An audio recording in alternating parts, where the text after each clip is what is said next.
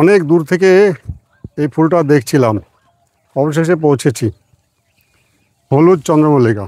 পরিণত ফুলগুলি কেটে মার্কেটে তোলা হয়েছে, সেই কারণে এখানে একটু ফাঁকা ফাঁকা লাগছে। এই ফুলের কালারটা কিন্তু অসাধারণ লাগে, হ্যাঁ, খুব লোভনীয় কালার। ফুলের সব কালারই ভালো, কিন্তু এই ফুলের কালারটা যেন বেশি আকর্ষিত করে। এইগুলো বেশ বড় বড় সাইজের হয়ে গেছে। এই ফুলগুলো বড় হলে কিন্তু দারুণ লাগে দেখতে। সবুজের মাঝখানে এরকম মেরুন কালার, আর মাঝখানে ডিপ, ফুলটার মাঝখানে ডিপ, আর ধীরে ধীরে পাপড়ির দিকে লাইট কালার। এই হচ্ছে সবচেয়ে বেশি চাহিদা সাদা চন্দ্রমল্লিকা, দুধ সাদা। ফুলের রাজা চন্দ্রমল্লিকা, আর চাপড়া হচ্ছে চন্দ্রমল্লিকা চাষের জন্য বিখ্যাত। এখানে ব্যাপক হারে এই চন্দ্রমল্লিকা চাষ হয়, বেশি হয় সাদা রঙটা, আর তার সাথে কিছু কিছু হলুদ ফুলও চাষ হয়, কিন্তু সেটা পরিমাণে খুবই কম। এবারে তড়িঘড়ি করে খুবই আগে ভাগে চলে এসেছিলাম চাপড়ায়।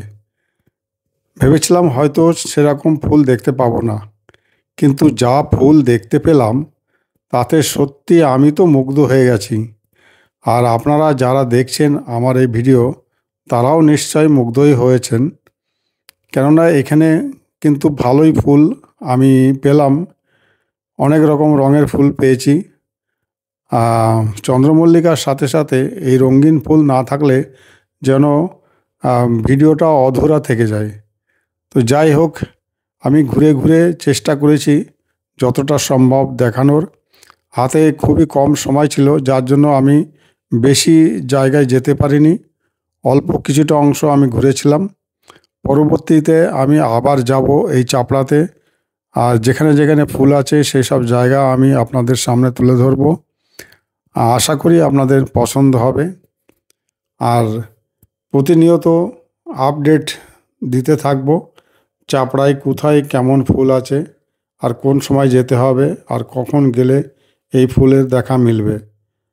আসল কথা কি, ফুলগুলো বড় হয়ে গেলে এগুলো তো আর রাখা যায় না, এরা তো বিক্রি করার জন্য চাষ করে।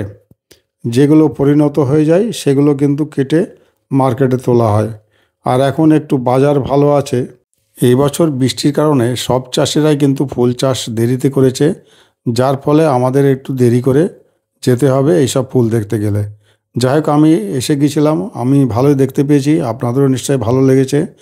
অবশ্যই কমেন্টসে লিখবেন কেমন লেগেছে।